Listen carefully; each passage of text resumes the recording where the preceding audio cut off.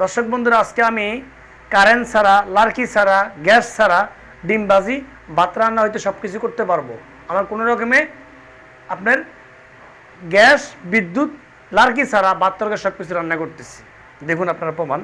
এই যে দেখুন আমার পাতিলে চুলা আগুন জ্বলতেছে।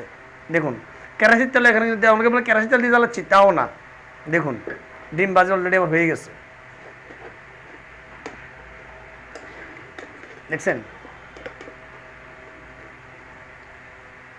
আমার ডিমবাজি একটু ভেঙে গেছে গা, কারণ আমি একটু বেশি দিয়ে ফেলেছি, ধনিয়া পাতা, কাঁচামরিচ, পেঁয়াজটা একটু বেশি দিয়ে ফেলাইছি, তার কারণে একটু ভেঙে গেছে গা। ঠিকমতো উল্টে না, কিন্তু আশা করি আমার ডিম ভাজা হয়ে গেছে। তাহলে আমার গ্যাস ছাড়া, লার্কি ছাড়া আমার ডিম ভাজা হয়ে গেছে। এটা উল্টাই দিচ্ছি।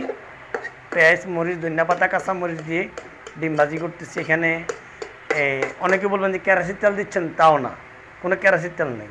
যে তেলে ভাজছি সেই তেলে রান্না, একই তেলে সব কিছু আমার, কোনো কেরাসির তেলও নেই, কোনো কিছুই নেই। দর্শক বন্ধুরা, ভিডিও শেষ পর্যন্ত লাইক, কমেন্ট, শেয়ার করবেন, কমেন্ট করবেন।